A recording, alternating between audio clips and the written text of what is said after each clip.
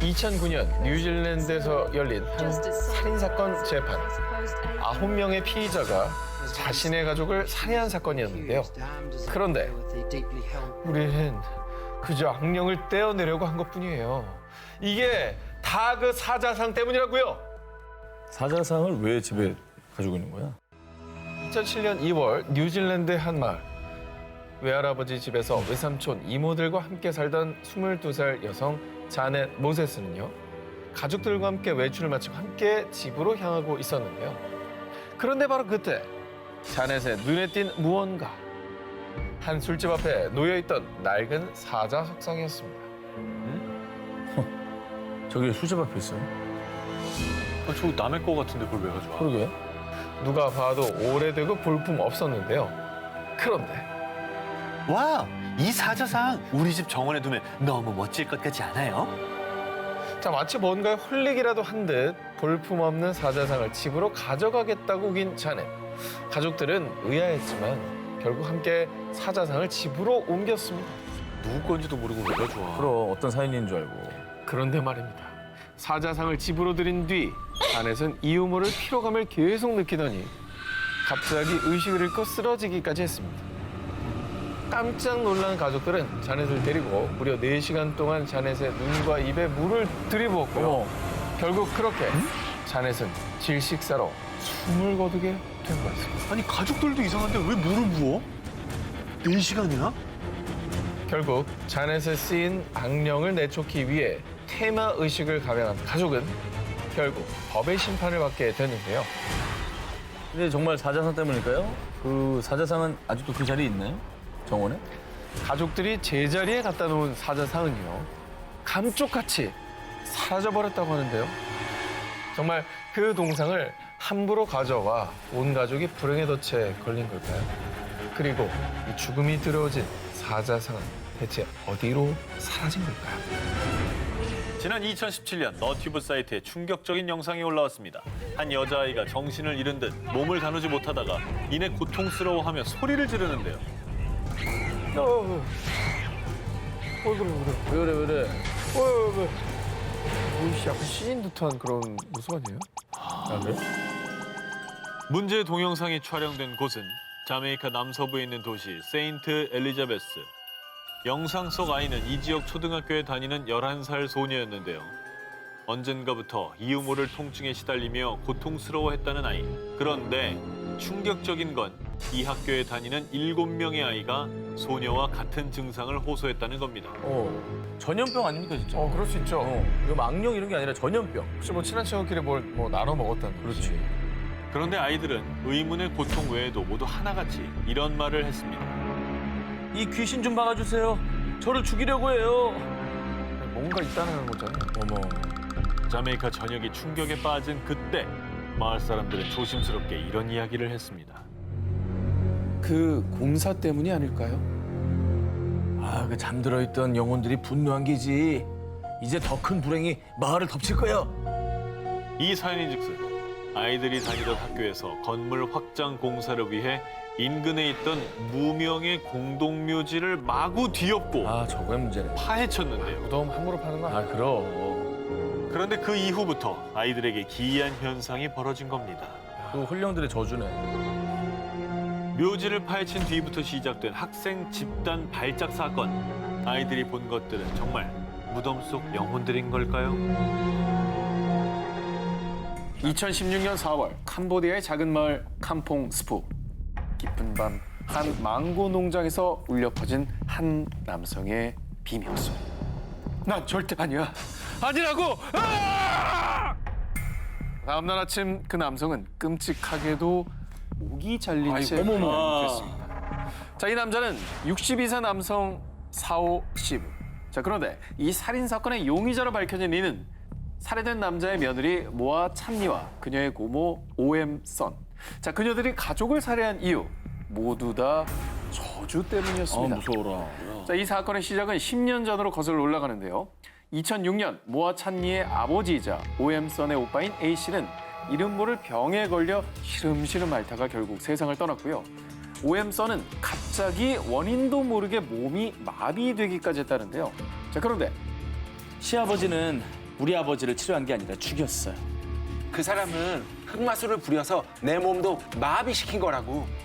자, 이렇게 시아버지가 전통 치료가 아닌 흑마술을 부렸다고 의심을 한 겁니다. 결국 며느리 모아 찬리는 자신의 고모와 시아버지를 죽일 계획을 세웠고 결국 실행에 옮긴 건데요. 아니 밑도 끝도 없잖아요. 무슨 뭐 그렇게 판단할 근거가 있는 거예요. 아무 근거가 없죠. 뭐야? 그냥 이제 저주라고 의심을 한 건데 살인까지 저지른 겁니다. 정말 걸리면 죽는 거네요. 네. 네. 자, 캄보디아의 주술 문화를 연구한 얀 오베센 교수에 따르면요. 일부 캄보디아인들은 자신의 불행을 타인이나 특정한 사물의 탓으로 돌리는 경향이 있다고 합니다. 즉, 누군가가 자신의 악운을 바란다는 주술적 신념을 갖고 있다는 거죠. 자, 그래서 일부 마을에서는요, 마을의 애군을 부르는 주술사로 지목이 되는 순간, 먼저 마을 주민들로부터 동네를 떠날 것을 강요받고요. 이에 불응할 경우 결국 일부 주민들의 모의로 갑작스럽게 살해까지 당한다고 합니다. 무고한 생명을 억울한 죽음으로 몰아가는 마녀 사냥, 하루빨리 사라져야겠습니다. 1989년 멕시코 여행을 하던 미국인 대학생 마크 킬로이가 실종 한 달 만에 사망한 채 발견됐는데요. 그런데 사체의 상태는 너무나 충격적이었습니다. 사지가 절단되고 심지어는 뇌의 일부도 사라진 건데요. 뭐야? 엽기적이네. 그런데 얼마 뒤 잔혹한 살인마가 검거됐습니다. 자, 잔혹한 살인마의 정체는 어둠의 컬트 조직을 이끄는 아돌포 콘스탄조. 그가 이렇게 끔찍한 일을 저지른 이유. 마약상을 보호하기 위해서 의식을 치르는 겁니다. 컬트 조직의 수장 콘스탄조가 한 의식의 정체는 바로 인간 재물. 왜 저러냐? 자, 콘스탄조는 자신이 한 의식을 팔로 메이온베라고 주장했는데요. 그의 말에 따르면 팔로 메이온베란 쿠바의 민간 신앙인 산테리아의 한 의식으로 살아있는 재물을 바쳐 저주를 퍼붓는 흑마술이라고 합니다. 자, 14살 때부터 흑마술 팔로 메이온베를 맹신한 그는 성인이 된 후에는 멕시코에 가서 자신의 추종자를 모집했습니다. 그렇게 조직을 이끌게 된 콘스탄조는 본격적으로 흑마술을 발동시키기 시작했는데요. 나는 미래를 봅니다. 경찰 모르게 마약을 운반할 수 있는 시간을 알려주겠어. 자, 이렇게 자신의 흑마술을 이용해 마약상들의 범죄를 감춰준 겁니다. 그리고 실제로 염소나 새끼 사자 등 동물을 제물로 바치는 팔로 메이온베 의식을 한 뒤엔 어떠한 불법을 저질러도 이 마약상들이 걸리지 않았다고 하는데요. 믿을만 하네, 그럼. 콘스탄조의 흑마술은 암암리에 퍼져 마약상뿐만 아니라 멕시코의 고위 정치인까지 그에게 의식을 의뢰할 정도였다고 하는데요. 그래서 이후 어둠의 힘을 더 강화해야 해요. 이번엔 인간의 유골이 필요합니다. 결국 그는 인간의 뇌까지 흑마술 의식의 제물로 바쳤고요. 자, 그렇게 콘스탄조의 흑마술에 희생된 사람은 무려 10여 명. 하지만 콘스탄조의 엽기적인 의식은 곧 만천하에 드러나고 말았습니다. 콘스탄조의 흑마술을 산 마약상이 체포되면서 마약 보관 창고에 있던 유골들이 발견된 겁니다. 어머. 흑마술에 잔인하게 희생된 생명들, 앞으로 다시는 이런 끔찍한 피해 의식은 재발하지 않길 바랍니다. 니카라과 엘 코르테잘. 2017년 2월 이 작은 마을에서 전 세계를 충격에 빠뜨린 사건이 발생했습니다. 한 여성이 알몸 상태로 장작 기둥에 묶인 채 불에 탄 모습이 포착된 겁니다. 아, 자네 뭐야 이건 또. 전실에 심각한 화상을 입은 그녀. 뒤늦게 그녀를 발견한 아버지가 병원에 이송을 했지만 안타깝게도 일주일 뒤 세상을 떠나고 말았는데요. 잔인하게 살해된 여성은 25세 트루히오, 두 아이의 엄마로 단란한 가정을 꾸렸던 그녀. 이 사건의 발단은 그녀가 낯선 남자에게 성폭행을 당하면서부터 시작됐습니다. 그 후 어느 날 신이 저 여자에게 퇴마의식을 하라는 계시를 내렸다. 그 뒤 강제로 그녀에게 퇴마의식을 하려고 했는데요. 그녀의 남편은 내 아내는 간통을 저지른 게 아니라 성폭행을 당한 겁니다. 라고 주장했지만 목사와 그를 추종하는 신자들은 막무가내였습니다. 그래서 결국 강제로 교회로 끌려갔고요. 그들은 퇴마의식이라는 명목 하에 장작에 묶어놓은 채 물 한 모금 주지 않고 굶겼습니다. 그렇게 하루 이틀이 지나고 끌려온 지 엿새가 되던 밤 지금 신의 계시를 받았다. 장작에 불을 붙여라. 아, 저걸 따르는 사람들이 있단 말이야. 결국 목사와 신자들은 묶어놓은 장작에 불을 붙였고요. 살려달라고 애원했지만 목사와 신자들은 그 앞에서 광적으로 기도를 하며 잔혹한 퇴마 의식을 진행했다고 합니다. 한순간 아내를 잃은 남편의 분노는 극에 달아 교회 목사와 신자들을 살인 혐의로 고발했고요. 한편 이 끔찍한 퇴마 의식은 살인으로 변한 엑소시즘, 한 여자를 산채로 불태운 엑소시즘이라며 선세에 큰 충격을 안겨주었습니다.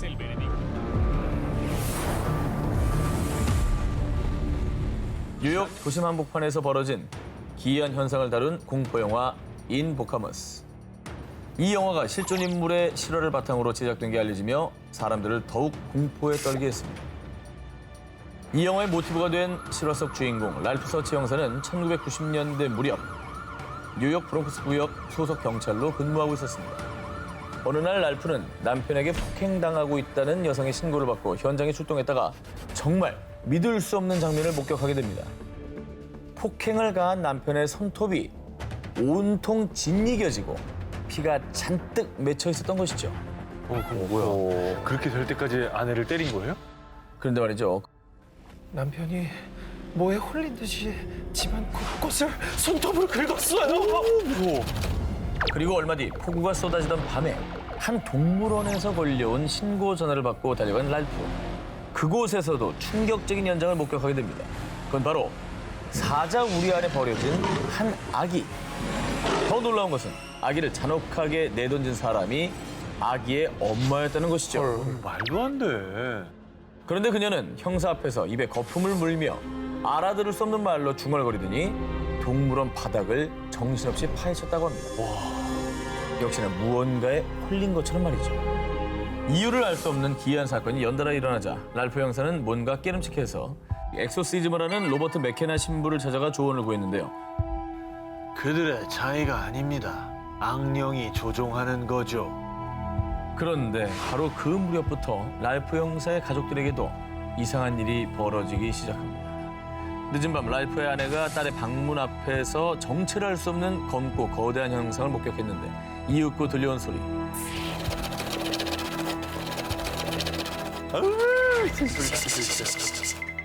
그리고 또 어느 날은 침대 밑에 누군가 있는 것 같아요.